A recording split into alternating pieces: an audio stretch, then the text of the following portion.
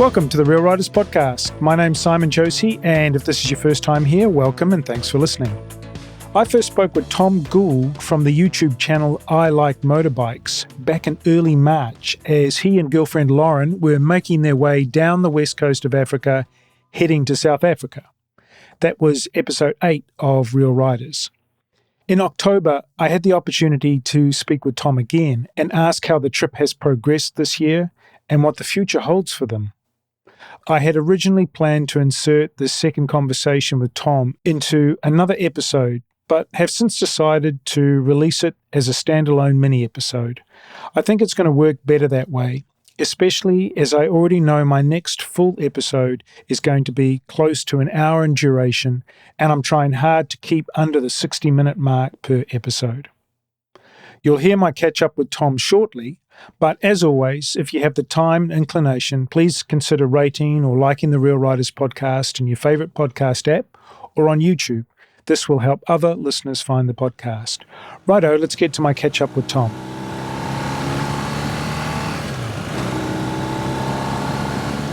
Hey, Tom, nice to see you. It's been a while. How are you? Yeah, doing very good, Simon. Good to catch up again. Definitely. I mean, we last spoke in early March. You were sort of, I think, in Guinea? Sierra Leone, I think it was. Oh, was it Sierra Leone? Oh, okay. Yeah. You made it. You made it to South Africa. We did indeed. Yeah, we're now in our, 23rd African country, I think. So yeah, we've ticked a few off the list. For sure. So, is it possible to sum up how has it been? You know, has it met expectations? Has it been, or was that just too tough a question to ask? Do I need to break it down? You could end up listening to me rabbit on for 4 hours, and I'm not sure we've got that time. Sum up, incredible, hot, tough. Endurance is a good word.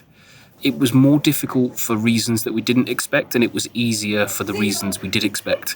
It's probably a good succinct way to try and put it. You know, all the things that we thought might be tricky, and we read online and so on, and you worry about, actually aren't worth worrying about generally, and all the things that you think, it'll be easy, just aren't. Like finding food and water, for example, can be a challenge, and we've said before.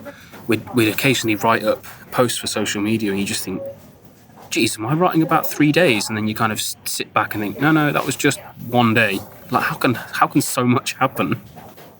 You said that certain things were harder. What kind of things surprised you that they were more challenging than you expected? I just think, basic day-to-day activities of, finding drinking water, finding food. It wasn't terrible to find food, but finding good quality food was hard at times. You'd see a big fruit market on the side of the road and you think, great, pull over. And actually when you get closer, half of it's mouldy or kind of on its way to being spoilt. And you just think, actually, kind of rather go hungry than buy a bunch of this stuff. So, and sometimes, we'd eat out, we'd go to a restaurant. I remember one time, the first time we ate that day was just after 12 o'clock, but we'd been trying since like 8:30. We went to one restaurant. Do they do breakfast? Yes. Okay, we'll have a coffee, wait for breakfast. Is breakfast coming? No. After an hour of that, we leave. Because you can't rush these things. So you're always waiting at least an hour for food to be prepared.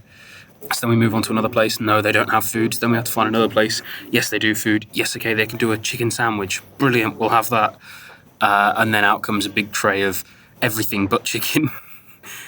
We had mackerel, noodles, tinned vegetables, a bit of salad, and that was like, over 3 hours of hassle trying to find food. So, you lose half a day of travelling then just trying to get a meal. Did things get sort of easier as you got further south, or has it been up and down the whole way down the coast? Yeah, pretty up and down. Certainly when you go towards, big cities, it gets significantly easier. There'll be fast food restaurants. Like we had a Domino's in Ghana. It was incredible seeing a Domino's pizza and managing to pick one up and have that for dinner. And then you go to more rural areas again and you straight back into difficulty finding stuff and trying to carry stuff. on the bikes, we're carrying fresh fruit and veg and it spoils in a day or so because of the heat or because it's getting bounced around the top box or what have you. So, that was always tricky. And when we first spoke, I asked a lot of questions about creating the content as you go. I did a quick check of your YouTube channel. So far, you've produced 7 episodes of the big trip. And I think the last episode was crossing the Sahara, so quite some months ago. How has that process been, creating the content on the road as you go? Difficult, and I think partly we'll start with me first. Finding motivation hasn't always been easy. It's been a kind of challenge to get my head in the game, find somewhere, comfortable, reliable electricity or what have you to sit down and do something. Or when we have had it, we're so tired, we've been on the road for 10 days straight without a break, and just think, I'll just have a night off, and, so on and so forth. So that's kind of number one, is self. And then equally, as you noticed just before we started recording, I'm on another laptop. So this is the second laptop of the trip. The first one, the hard drive failed in Morocco. I couldn't get that replaced till Senegal. Then when I did get it replaced, then had to do a load of media management, so couldn't immediately edit. I'm kind of transferring files over and getting it set up and so on. So I didn't actually produce the first video until I think it went out in Guinea, the first actual travel video. So, we were significantly kind of through the countries by that point already. And then, we went through 4 laptop chargers with that first laptop. The first one was stolen along with a load of footage with hard drives in Sierra Leone. Then the second laptop charger, I replaced that in Sierra Leone. That lasted till Nigeria. We stayed in a place in Nigeria where the electricity was off, the kind of normal grid electricity. So they had a generator running, and that they were overcharging. There was smoke coming out of the kind of electrical sockets and the ceiling lights and so on. So it blew that up. So then the third one, they replaced it. They managed to take my old one, go and replace it, and brought it over. That then failed within like a week. But then the final one they replaced it with, or that I replaced it with rather, the connection was a little bit dodgy in the back of it. So if you didn't hold the charger at the perfect angle, a couple of degrees kind of off, and it would stop charging again. So then it was kind of real headache. And then by this point as well, I think I made the mistake of trying to be slightly budget on the laptop. And towards the end of the trip, trying to edit a video, I think I'm probably at least 50% faster editing a video now, and not just through experience, but on this laptop than the previous one. So, when it was such a headache to even open it and deal with all those problems, just, the desire to crack on and edit really wasn't there. So, I've not done so well, have I? Is the short way of putting it. And what about media management? Because you must be generating a lot of raw footage. What are you doing to make sure you don't lose it? So at the moment, we've just got 2 4 terabyte hard drives that are backed up to one another, keeping them in separate places, kind of having learned from the Sierra Leone incident. If something goes missing, well, at least I've got another copy. And then I did pay to have a huge cloud storage, but just, Wi-Fi speeds generally, I think we've seen, I would say maybe 5 to 10 instances that I can remember, because I quite often check the download and upload speed of somewhere. Between 5 and 10 instances where the download and upload speed is above 10 megabytes a second. Yeah. And when you've got 3 terabytes of footage. Exactly. It terrifies me, the idea of doing a massive trip and losing all my footage, especially if, that footage is sort of a central part of the trip. And what about the bikes? I mean, have the bikes stood up to the massive trip? I mean, you're still obviously on the same 2 bikes. We can see that from Instagram. Have they been a delight, or have they been a constant pain the whole way since, France almost, you could say? A kind of mixed bag. There are definitely some things that I would perhaps do differently now, like the luggage racks that we kind of made and welded up. We're just carrying too much weight on them, I think, and the kind of basic design where they mount from the pillion grab handles and the top of the rear shock mount. It just puts a really awkward load. It kind of, it's levering all the weight off of the back of it, and so it's just only destined to fail over and over again, which it has done, which has been a bit of a pain to deal with at times. But generally, the kind of core bike, you have to understand its limitations. It's not an enduro bike, it's not an adventure bike, it's got crap suspension, almost worse geometry, doesn't have a lot of power, but by and large they did, knocking on the door of 30,000 kilometers, 20,000 miles, pretty much on, no engine work. I think we adjusted the valve clearances maybe once or twice. The front tyre was the same one from home to there. We had 3 punctures on the way to South Africa. Chain and sprockets made it the whole way, though mine were absolutely hanging off by the end of it. But we haven't had any, frame bending, cracking. The piston that I took out, mine was on just over 40,000 miles, and it was the original engine, never been apart, only ever had spark plugs, oil changes, and loads of abuse, and there was barely any wear on the piston skirt. The crank was absolutely fine, a little bit of play in the clutch basket and on the clutch plates, but besides that, yeah, good to go again. And again, from following you on Instagram mainly and a little bit on Facebook, I see that you've been making quite a big media splash, and both of you, in fact, obviously, I did invite Lauren onto our little chat this evening, but clearly she only gets out of bed for Adventure Rider Radio because she has failed to turn up. But I try not to take that personally, and I'll try to keep following her on Instagram. But yeah, you've been on television, you've been on the radio, you've been in the print. How has all this happened? Yeah, some of it is kind of forcing it, for want of a better term. We've reached out to people and said, hey, do you want to, is this article worthy? Like the original MCN article we did before we left, that was the way we did it. But then the second time round, once we reached South Africa, they got in touch with us.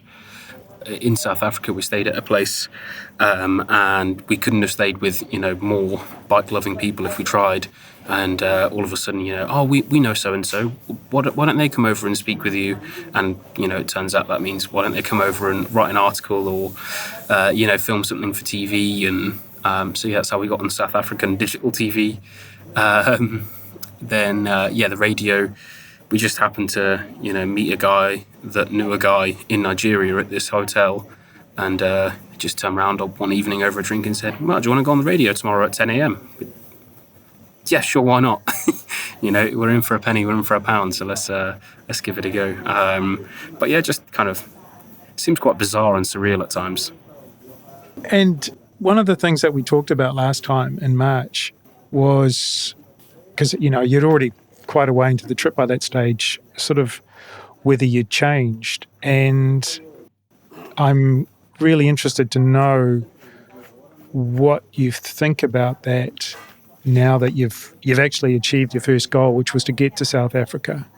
Does that mean that you're sort of reevaluating goals now because, you've achieved that first goal? I mean, where's your head at in terms of the future and just also, yes, I guess your sense of satisfaction achieving that first goal?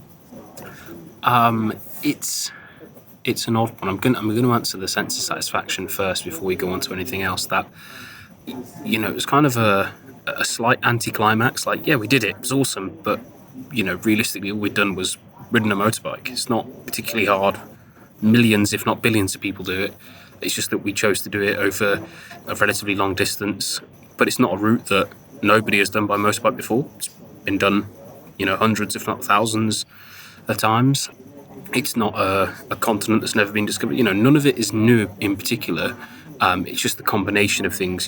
A couple doing it on 125s through Africa from the UK. That's the only, sort of unique aspect.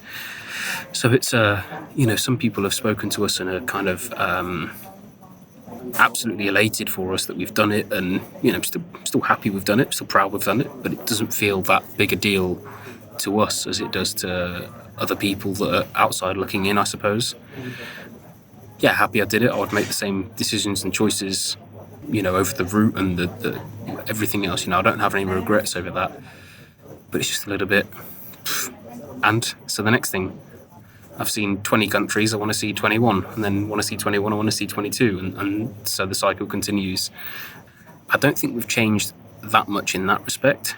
But because of the long distances at times, we've had massive opportunities to talk with one another, kind of think about the future in terms of what happens after the bike trip, whether that's in 2 days, 2 years, whatever it might be, and what our lives want to look like, and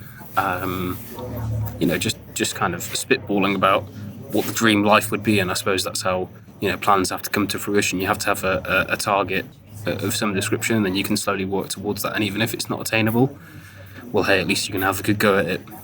So yeah, but our actual future at the moment is looking like we might have to pause the trip temporarily, just because funds are running low. So we'd have to pause it, leave the bike somewhere, go and get a kind of air quotes real job for a while, and top up the travel fund, and then come back and continue. There's no impatience to get back and start what some people would describe a normal life. You're actually pretty committed to carry on the bike trip, even if it has to be paused temporarily while you get a bit more money together to carry on. Is that your thinking at the moment? Yeah, absolutely. There's the kind of desire to live a normal life. Yeah, there is to some degree, looking forward to the day that we can settle down to some level, but not in the sense that other people might. Maybe, we still want to be able to do trips. Maybe it's for 3 months at a time or 6 months, but that's at our current level of thinking. If we get our way and we get to go around the world, maybe we won't want to do that. We've been tested, and at times we think, geez, we'd quite like to get out of Africa in some respects, because it's a challenge, and it does weigh you down in some ways. And that's why at the moment we've taken the decision to slow down slightly, kind of not rush into that kind of melee so much. And that's helped, definitely. But equally, now that we've discovered as much as we have, it's just kind of lit a fire to go, wow, well, what else is out there? We've heard about these even more incredible places. Well, I wonder what that looks like from the seat of my Honda CG125, And what about connections back to home? And I'm thinking your interactions with your family. Do you get the feeling that they don't understand sort of the level that maybe you understand and feel what you're doing? And I'm sort of drawing a little bit on my own experience here, because, I've lived away from my home since 1998, basically. And we found when we went home is that people would initially have a little bit of interest in what we'd done or what we were doing, but their eyes would glaze over, and you'd realise that you were talking on a different wavelength, and you sort of soon learnt not to talk too much about it because people didn't really seem that interested. How are your families reacting to you guys being away? Do you think they're on the same wavelength, or are they just wondering and waiting for you to get over your travel and get back home and start that normal real life? I think, certainly this is what they tell us, they're kind of proud of us, happy for us, so on. I'm sure if you asked my mum now and she could click her fingers and have me home, she would. But, it's a mother's job to worry, isn't it? So it's kind of understandable. Truthfully, don't think they do understand. And I think even if you've done perhaps a lot of tours and trips, you've been away for a month around Europe or something, I don't think a lot of people would understand the kind of experience and journey we've had. We met a guy, I can't remember if I mentioned him in the first podcast, Alex in Senegal. We kind of travelled on and off with him pretty much all the way down. We haven't seen him for a while now, but we still keep in touch. But there's at times, we can talk to our friends separately, but then when we meet Alex and we go, oh, have you experienced this? And he has this look on the face like he completely understands before you even finish your sentence. And I think those are the kind of moments that people back home just will never understand unless they go and do it and see it and feel it. Yeah. They will, perhaps, kind of give you a cursory listen because they respect you and they want you to, get it off your chest if that's what you want to rant about. But I just don't think they're ever going to truly understand on a fundamental level, kind of, the experience and the journey. And the other thing I wanted to ask, and it was sort of around the travel theme as well, is that do you have any sort of sadness when you start to leave a place or leave a country? Like we may never be back here, or we didn't see maybe everything that was on offer, and that's a bit frustrating, but we've got to move on. Is there any sort of feeling of regret, or you sort of no regrets, we just got to keep moving forward, and maybe we'll come back one other day? I think, there's no regrets. There's a hindsight for sure, but we don't regret it because we both say that we made all the decisions that we felt right at the time. With all the information available to us, so that's what we did. But one example, we literally went through Liberia in 2 days, spent one night there, rushed out because we thought rainy season was really going to come and hit hard, and actually it didn't so much. And we slightly wish we had spent more time in Liberia because we liked it. And with some of these countries, certainly we want to go back, but it's going to be somewhat difficult or expensive, or because we've seen some of it, it's somewhat of a tick in a box. So would I want to go and see something that I've seen again, even if it means seeing a different part of that country, or would I want to go and see somewhere completely new, for that same, let's say, £1,000? Would you go and see something you've already seen, or would you go and see something brand new? The something brand new may not be as good, but, you don't know that until you try. So, I think that's where our heads are at. There's, I don't know, somewhat of a sadness, I suppose, because, you may never see the people again that you made great connections with, even though you wish you would, but we've met so many fantastic people. There's just no chance that you're going to see every single one of them again. Some of them were, 80s, 90s, so realistically they've got a lot less, days ahead of them than they've had behind them. And are we going to feature in those days? Possibly not, but that doesn't mean the connection we shared or moment or whatever was any less important because of that. Yeah. Okay, so you're in Mozambique now. The future sounds a little bit uncertain. I mean, obviously I wish you the best for the future. Do you have any immediate plans?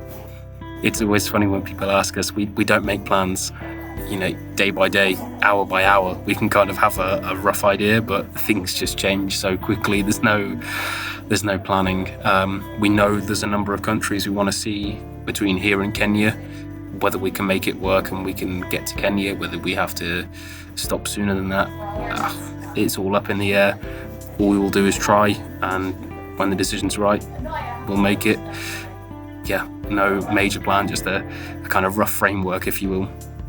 Excellent. Okay. Well, hey, Tom, it's been so good to catch up, and I look forward to doing this again in the future from some other exotic location. Thank you very much. I can't wait for it too.